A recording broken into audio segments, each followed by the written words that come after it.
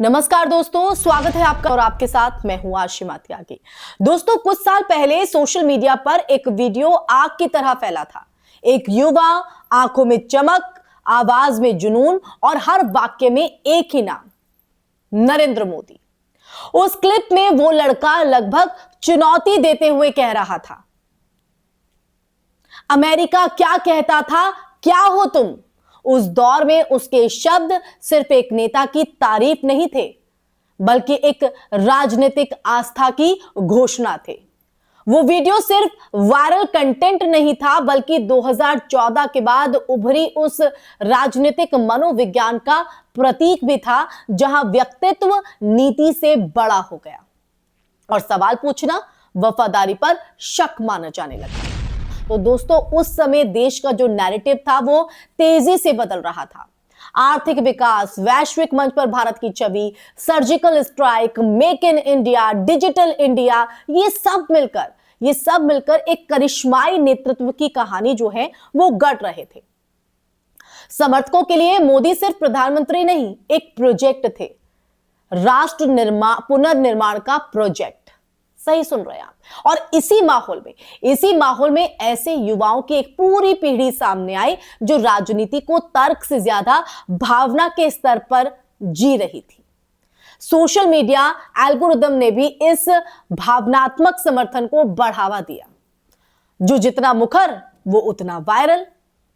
लेकिन राजनीति स्थिर नहीं होती है। वक्त के साथ उम्मीदों की परीक्षा जो है वो शुरू हो जाती है और बेरोजगारी के आंकड़े बहस का विषय बने। Centre for monitoring Indian economy यानी CMIE जैसी संस्थाओं के डेटा पर सवाल जवाब हुए। दोस्तों, महंगाई, खासकर खाद्य महंगाई, आम घरों की रसोई तक चर्चा का मुद्दा बन गई। नोटबंदी और GST के दीर्घकालिक जो प्रभावों पर अर्थशास्त्रियों के बीच जो है मतभेद सामने आया और उस पर भी बहस छिड़ गई। समर्थक इसे साहसिक सुधार कहते रहे और आलोचक इसे असंगठित क्षेत्र में चोट बताते रहे। और इसी बीच विपक्ष ने भी अपनी रणनीति बदली। राहुल गांधी ने भारत जोड़ो यात्रा के माध्यम से जो है प्रत्यक्ष संवाद की राजनीति को पुनर्जीवित करने की एक कोशिश की, एक पहल की।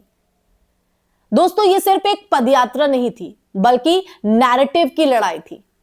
व्यक्तित्व बनाम सहभागिता, केंद्रीकरण बनाम संवाद। और ऐसे माहौल में वही युवा जो कभी आंख बंद करके समर्थन करता था, अब सवाल पूछता दिखा। और ये जो बदलाव है ना दोस्तों, ये बदलाव सिर्फ एक व्यक्ति की कहानी नहीं है, ये उस व्यापक राजनीतिक परिपक्वता की झलक है जहां नागरिक अपनी निष्ठा को स्थायी नहीं मानते। लोकतंत्र में समर्थन अनुबंध की तरह होता है। उम्मीदों पर खरा उतरा तो जारी, नहीं तो पुनर्मूल्यांकन। उस वायरल लड़के के हालिया वीडियो में स्वर बदला हुआ है और वही ऊर्जा, लेकिन इस बार आलोचनात्मक। इसीलिए मैंने कहा कि परिवर्तन होता रहता है। वही कैमरा, लेकिन इस बार सवालों के साथ। सोशल मीडिया ने राजनीतिक चेतना को दो धारी तलवार बना दिया है दोस्तों। जिस प्लेटफॉर्म ने किसी को सबसे बड़ा अंधभक्त बना दिया, वही प्लेटफॉर्म कुछ साल बाद उसे यूटर्न का प्रतीक भी बना सकता है, जैसा कि इस पूरे मामले में हुआ है। एल्गोरिदम ट्रेंड बदलते हैं और ट्रेंड के साथ छवियां भी। लेकिन असली सवाल यहां पर दोस्तों यह है कि क्या यह बदलाव सिर्फ निराशा है या लोकतांत्रिक जागरूकता का संकेत। तो विश्लेषण बताता है कि 2014 से 2024 के बीच जो भारतीय राजनीति में व्यक्तित्व केंद्रित समर्थन चरम पर पहुंचा।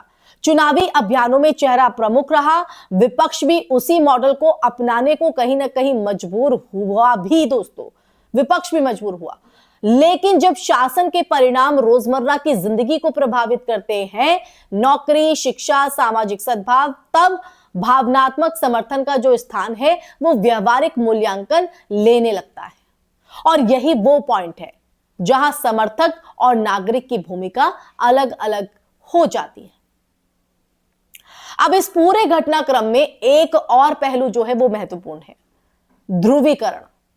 समर्थक और आलोचक दोनों ही अक्सर अतिशयोक्ति में फंस जाते हैं। किसी को जो है देवत्व देना है या फिर पूरी तरह खारिज कर देना है।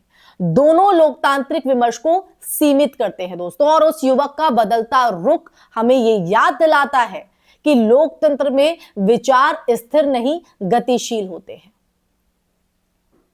और आज जब वही लड़का यह कहता है कि तू क्या है बे, तो यह सिर्फ व्यक्तिगत नाराजगी नहीं, बल्कि उस राजनीतिक रोमांस के टूटने की आवाज भी हो सकती है जो कभी उम्मीदों से भरा था।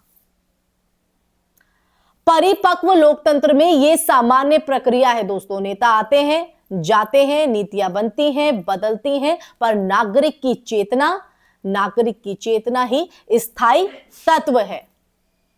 तो दोस्तों, अंत में आज यही कि ये जो कहानी है वो किसी एक नेता के उत्थान या पतन की नहीं है, बल्कि नागरिकता की यात्रा की है। जब युवा आंख बंद करके समर्थन करता है तो वो भी लोकतंत्र है। जब वही युवा तथ्य, डेटा और अनुभव के आधार पर पुनर्विचार करता है तो वो भी लोकतंत्र है।